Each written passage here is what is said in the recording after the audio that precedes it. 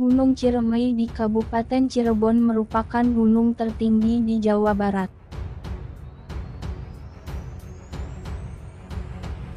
Meliputi 3 wilayah kabupaten yaitu Cirebon, Kuningan dan Majalengka.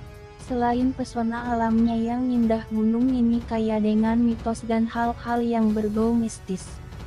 Salah satunya legenda Nini Pelet. Nini Pelet digambarkan sebagai siluman yang berkuasa penghuni Gunung Ciremai. Masyarakat yang tinggal di sekitar gunung ini, misalnya warga Kuningan dan Linggarjati, sampai sekarang masih meyakini keberadaan Nini Pelet. Mereka percaya Gunung Ciremai merupakan singgasana Sang Nini. Karenanya banyak pantangan yang harus dipatuhi oleh mereka yang hendak mendaki Gunung Ciremai. Ya, jika tidak ingin terjadi apa-apa.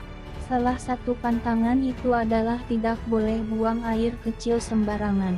Tabu bagi pendaki kencing di sembarang tempat. Karena takut terjadi apa-apa, para pendaki memilih kencing ke dalam botol mineral. Maka sepanjang perjalanan naik ke puncak Ciremai nampak pemandangan unik. Banyak botol plastik berisi air seni digantungkan di rerantingan pohon. Selain itu, sepanjang jalur pendakian di beberapa pos tertentu yang dianggap unik, pendaki wajib mengucapkan salam dan menginjak tanah 3 kali. Sebab selain Nini Pelet, banyak yang meyakini Ciremai juga dihuni beberapa siluman lain yang suka usil dan mengganggu pendaki. Ucapan salam itu wajib dilakukan di kawasan Batu Lingga yang dipercaya sebagai tempat semedi Nini Pelet. Di sini terkadang muncul sosok Nyilingih dengan 2 macan kumbang peliharaannya. Juga di pekuburan kuda yang angker, lokasi dikuburkannya 2 ekor kuda milik tentara Jepang. Siapakah Nini Pelet? Dari cerita yang berkembang secara turun-temurun, Nini Pelet dulunya manusia biasa yang menguasai ilmu dari aliran hitam.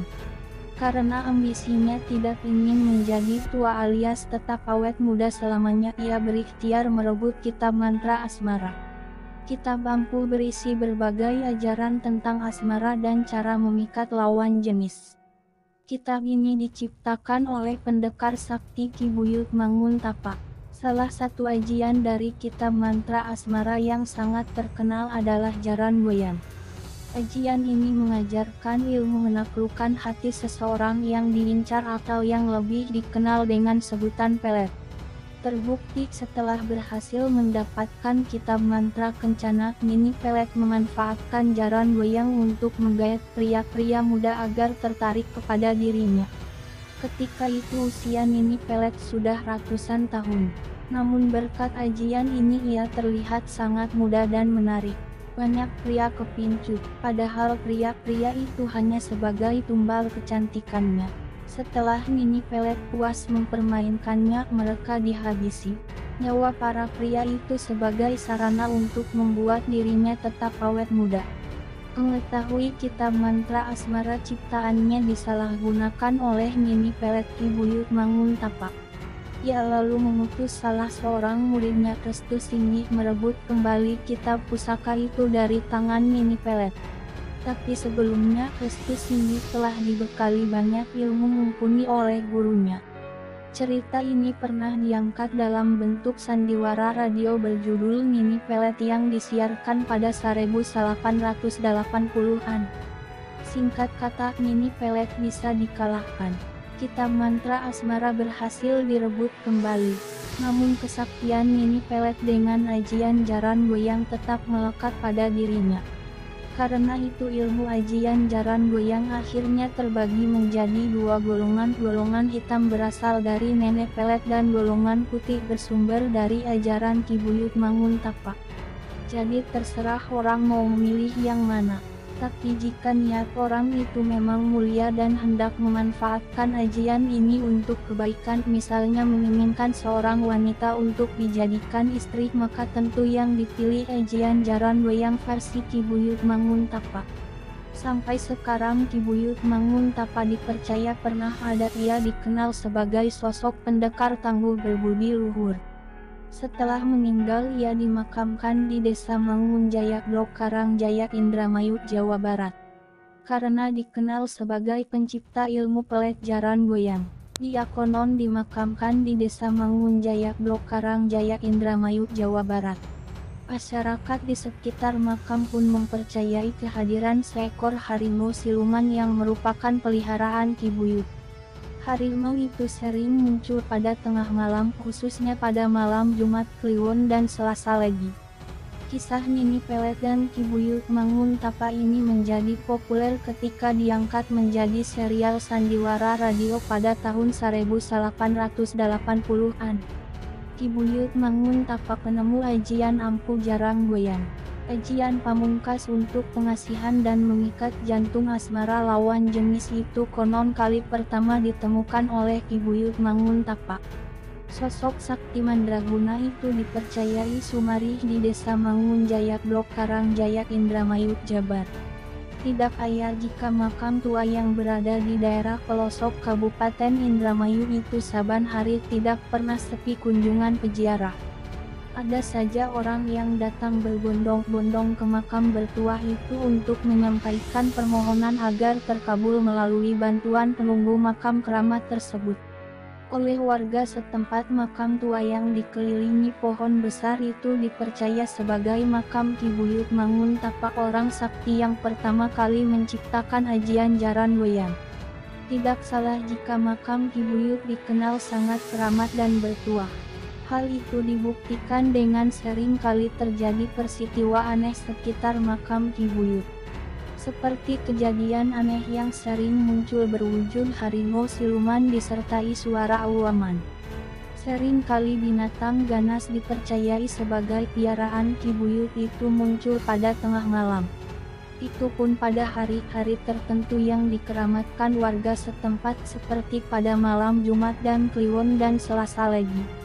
Namun sejauh itu kemunculannya tidak pernah mengusik ketenangan warga. Dianggap sebagai kejadian yang wajar karena sosok yang Sumarih di dalam makam dikenal sebagai orang yang mengerti dan melindungi warga Desa Mangunjaya. Masyarakat setempat percaya jika Ki Buyut Manguntapa semasa hidupnya adalah orang yang sakti mandraguna. Dia pelopor keberadaan desa tersebut sekaligus sebagai pelindung warga setiap ada orang yang mengusik ketentraman desa. Berkat kesaktian itulah tokoh asal Cirebon, Jawa Barat ini berhasil menciptakan ajian jaran goyang yang kampuhannya sampai saat ini masih diakui oleh paranormal. Makam ini oleh masyarakat setempat dianggap tempat keramat. Karena itu tidak sekedar didatangi peziarah yang ngalap berkah, namun tiap malam keramat sering dijadikan tempat oleh paranormal untuk menggembleng ilmunya dengan menggelar ritual dan tirakatan di sekitar makam. Selain itu, menurut kepercayaan warga setempat, keberadaan makam telah memberi berkah bagi kemakmuran. Karena itu setiap tahun tepatnya menjelang acara cocok tanam, warga setempat selalu mengadakan ritual sedekah bumi. Melalui ritual tersebut mereka berharap agar tanaman mereka dapat memberikan hasil yang maksimal. Namun setiap kali digelar ritual tidak diperbolehkan ada pesta meriah seperti mengadakan pagelaran wayang kulit. Pasalnya kejadian aneh pernah terjadi beberapa tahun silam ketika ritual sedang dilaksanakan dengan menggelar wayang kulit. Keanehan terjadi di tempat itu, tiba-tiba hujan turun sangat deras. Padahal di sekitar petilasan cuaca terang benderang. Sejak itu warga tidak berani lagi meramaikan ritual dengan pagelaran apapun. Keanehan lainnya seperti dituturkan oleh beberapa pelaku spiritual, munculnya harimau siluman yang sepertinya akan menelan hidup para petapa. Konon munculnya siluman mengerikan itu merupakan salah satu ujian yang harus dihadapi para pencari berkah di tempat ini. Sementara ujian lain yang biasa dihadapi para pertapa adalah retaknya tanah yang mereka jadikan tempat semedi. Tanah yang menganga itu seperti akan mengubur hidup orang yang ada di atasnya. Padahal kejadian gaib tersebut tidak akan mencelakainya. Kalau berhasil mengatasi situasi mengerikan itu, seorang pertapa dianggap lulus menjalani lakunya.